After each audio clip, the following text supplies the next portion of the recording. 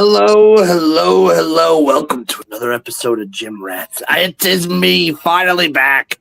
It's XFL Jim, baby.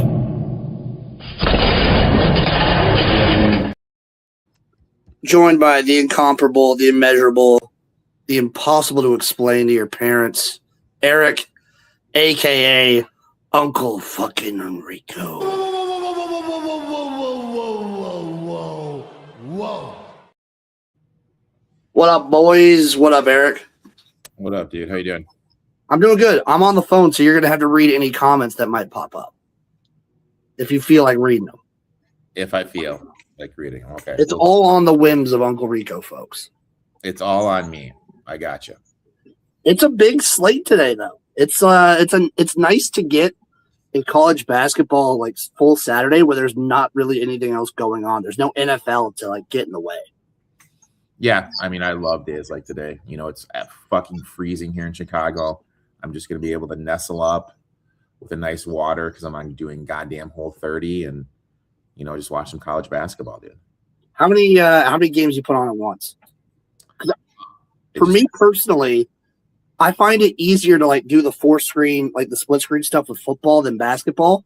But I found a way where when I'm doing basketball, if I just watch one game at a time on the split screen, and then the second that one goes to commercial, I just switch to another one until that one goes to, I just rotate. Like for my setup, I'll have like 3 to 4 games going, and then I'll just have them constantly going, and I'll just kind of, I don't know. I can keep up with 4 games, like just kind of. I cannot with basketball. Well, you know what, Jim? Built different. You're not Michigan tough then, dude. It's true. That's true, dude. I've never had to like keep up with them. I like the rotation where I just go boom, boom, boom, boom instead of having to switch channels. And since my TV's so big, it's like they're the split screen. Was it a humble brag about how big? That was a little bit of a humble brag. Let me see if I can show it off. Well, you're frozen right now, so we can't see anything. Am I still frozen? No, you're not frozen. Okay. That's a big TV. Right? It's a big TV, dude. Is the Christmas tree still up? Oh, am I frozen again? What? Was the Christmas tree still up? Yeah, the Christmas tree's still up. I don't give a fuck. You judging here? Are we having judgments? I am. This was a judgment-free zone. Yeah, I'm always judging. Eric, I got a lot of plays. I'm sure you have a lot of plays. I start off at 10 a.m. I start off pretty early this morning. Dude, early morning tip. Go at it, big dog. For those of you who don't know, when I'm betting college basketball. In football, it's all in the gut. It's all in the heart. Basketball, I use my brain. It's all about the numbers. It's all about the numbers. And the numbers told me at 10 a.m. today, Central Time, God's time, that Mercer and Wofford is going over 159.5. Jot that down. I have nothing. My next, I have some 11 a.m. stuff. I have some 11 a.m. too. You can go first, bud. I'll go first. Do you want me to just go all my 11 a.m. or do you want to crisscross here? You want to crisscross our swords? We'll crisscross here. So my first play at 11 a.m. going to the ACC. I'm taking Virginia minus 6.5. Ooh. Yeah. The numbers again. If you question me about these picks, it's all about the numbers. Okay. My first one, and you know what? I have to do it. I am fading your boys. I am fading Nebraska. I'm taking Minnesota plus 5.5, plus 230 on the money line. Nebraska, very high variance profile team, lives and dies by the 3-point shot.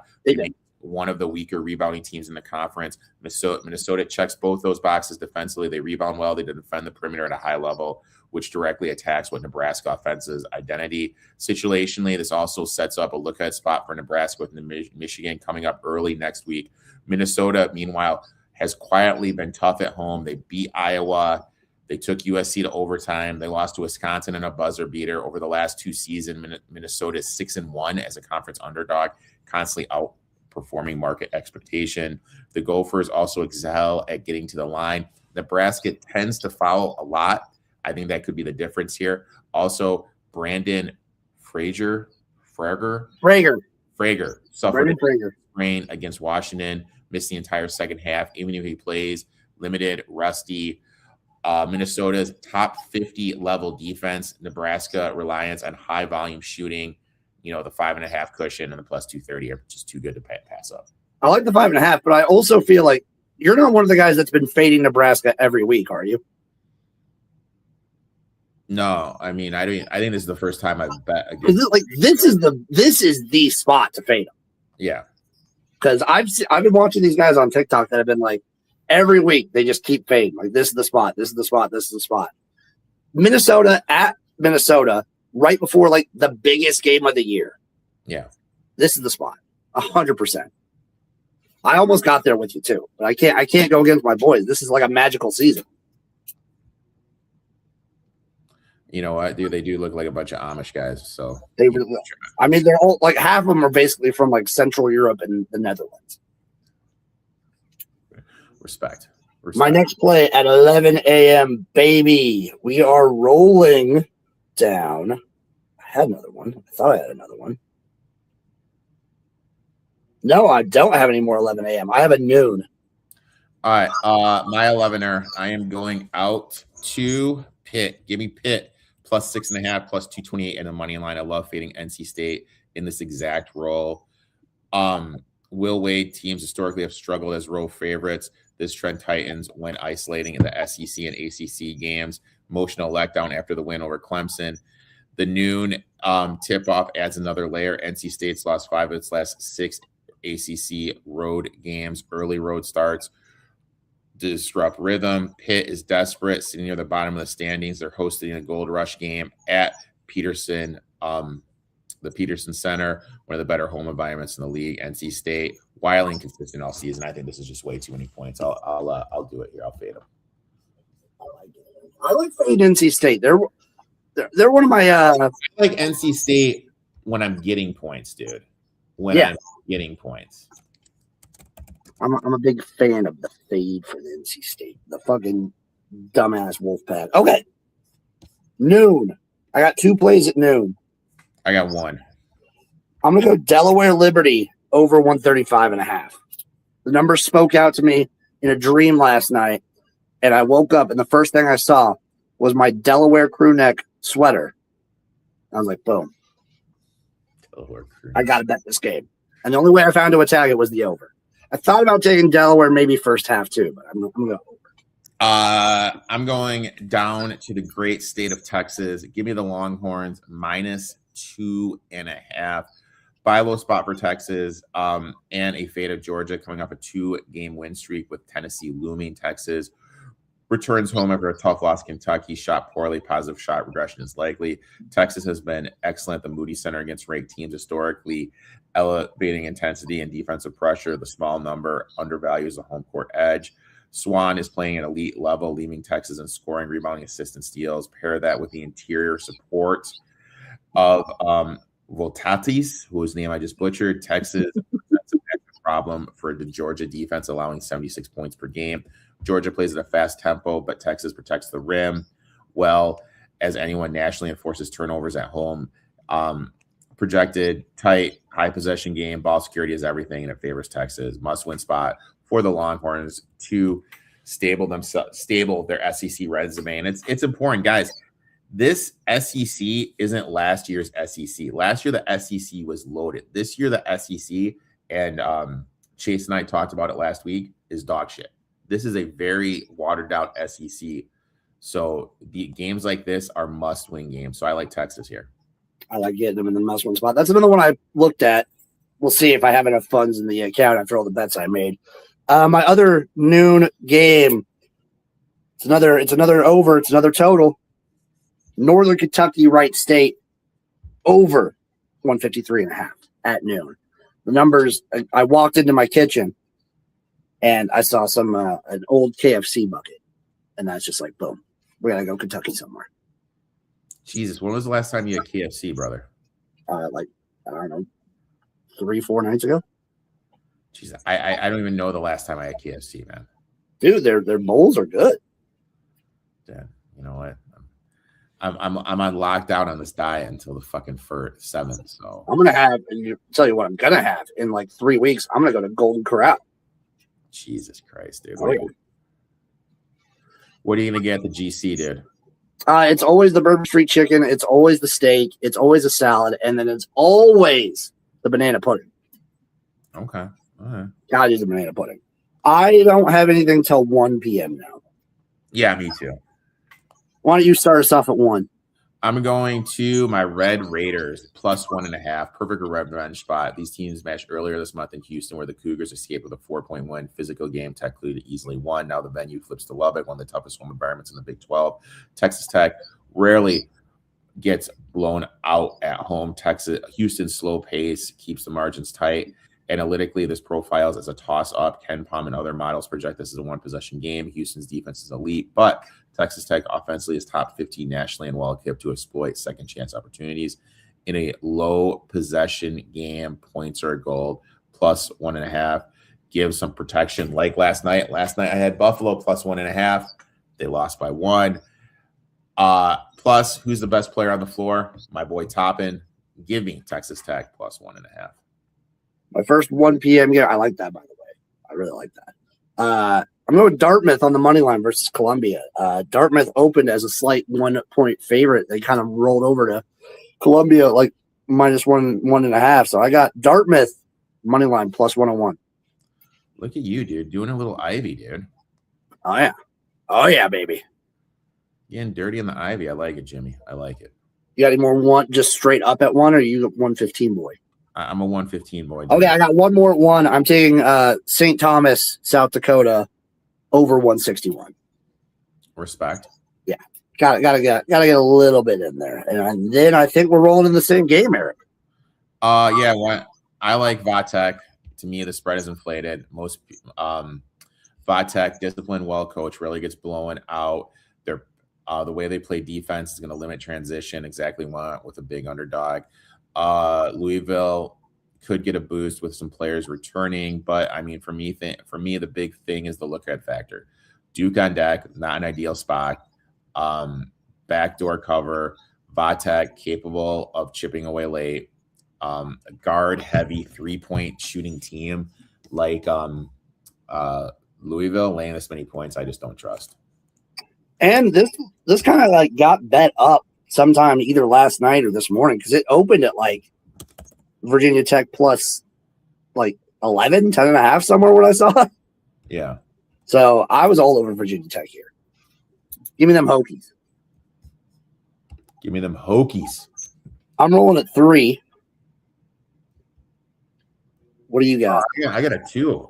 Oh, you're up next then, buddy. This is my last one.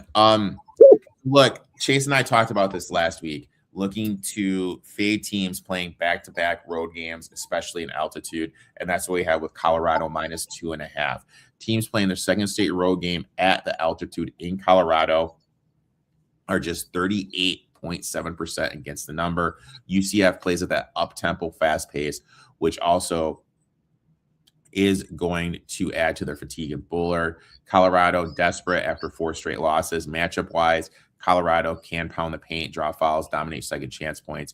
UCF's interior defense has been vulnerable, rebounding, especially late. You know, when those kids, when their legs get tired, you know, that's just going to lead to more second half points for the Colorado. Everything lines up, situational edge, motivational edge. And just like I said, it is hard playing in altitude back-to-back when you're not used to it. With how fast UCF plays, I wonder if they kind of get up early in the first half, and I might be able to live bet Colorado. You could. I mean, last week we took Utah plus 4.5 and on the money line, but that game was Utah just came out like a boat and just ran him out of the gym. I got 2 plays at 3. I'm just gonna roll through the rest of mine. We're gonna go over. We're gonna go to the Big Sky. Not the Big Sky Conference, but Big Sky Country, because I'm taking San Jose State, Wyoming over 142. Northern Iowa, I'm taking them on the money line versus Murray State. And then I'm going to head over to the MAC. I'm going to take Toledo straight up against Bowling Green at home to get it done in action. And then Dayton, St. Joseph, we're taking the under 139.5. That one opened up at like 136. Okay. All right. And then my last play of the day, Cal State Fullerton, Cal Poly under 172.5. The numbers just spoke these into existence. Someone's asking about round robins, it looks like, Eric. Yeah. We did have a question about round robins. Well, I've got just a 3-teamer. I know you have a legit one. I'll do mine first real quick. I have a little 3-teamer too, Jimmy. Okay, we each have a little tiny 3-teamer. Here's my round robin for you. Wofford at plus 130, Fresno at plus 154, and Kansas State at plus 165 for a 1450 to 1. Plus 1450. I just did Minnesota, Pitt, and Texas Tech. That's it. That mini money line, what was that? Plus 260. That's pretty good. Yeah. And then since I can't do teasers with college basketball because I feel like Eric would actually hunt me down. I would. Here, I want your opinion on this, Eric. I did a money line favorite parlay. Okay. Here we go. I'm taking Kentucky straight up at minus 614. Providence at minus 237. In the Ed Cooley Bowl? Yeah. New Mexico State minus 335. St. John's minus 369. Colorado minus 167. Florida minus 784. Iowa State minus 540. And Hawaii minus 492. So that's a 1, 2, 3, 4, 5, 6, 7, 18 parlay. Do you want to know the odds on it? No, because it's going to be disgusting. Plus 602. So you need 14 things to go right to get 6 to 1. No, I need eight things to go right. 8 things to go right. I hate it, Jim. For 6 to 1, baby. Hate it. Any other thoughts or takes you want to shoot off? Like this is a fantastic college basketball Saturday. Just sit back. It's cold out. Stay warm. Stay huddled up and watch a shitload of college basketball. Do you want me to? I mean, I got a million. You want me to really go deep? You go pretty deep. How deep do you want me to go with my college basketball takes, man? Because I have a ton of college. Eric, go like mid-level deep. I'm gonna pop some pills with you. You're gonna pop some pills. You want? All right. So I'm just gonna go through the top 25. Arizona, legit. I think they can win it all. UConn. I don't think they have the roster. I think Hurley is very good as a coach. I think whoever loses between Houston and Texas Tech, the play is to immediately bet them to win it all. I think there's going to be value on that. I like both those rosters. BYU, because of the star freshman, they could make a run. I don't think they could win it. Vanderbilt. I think BYU could be like an Elite 8 team potentially. Yeah. Vanderbilt can't rebound. Florida, their guards are starting to make threes. I mean, they're the biggest team in the country. They're going to get tons of second chance points. Best analytical team in the country. Like them. Miami of Ohio. I think they're a fluke, dude. I mean, they won. They beat Kent State because a 90% free throw shooter missed 2 free throws and a lotto ticket shot to send it to overtime. I think Miami of Ohio. I think they're good though. I just don't. They're not what their record is. No. St. Louis, Sweet 16 all the way. How far? Last bit. How far do you think my cornhosters can go? It's tough because they rely so much on threes, and they're inflated balls in the tournament. So if the threes aren't falling, it's gonna be tough for them to do it. They're a very high variance team. You know what I mean? And it's not like they play slow. True, they don't. It's not like. So I don't know. I mean, if a Kent State or an Akron can get out of the MAC, I like them to make some noise. I like both those teams more than I like Miami of Ohio. I'm co-signing that Akron with you. Yeah. All right. I got nothing else. I almost dropped my phone. I love you guys. It's good to be back. I can't wait to do more. It's going to be from my phone for a minute, but we're going to get a new computer soon. All right, man. All right. Bye, everybody. See you next time. Let's go win some fucking money.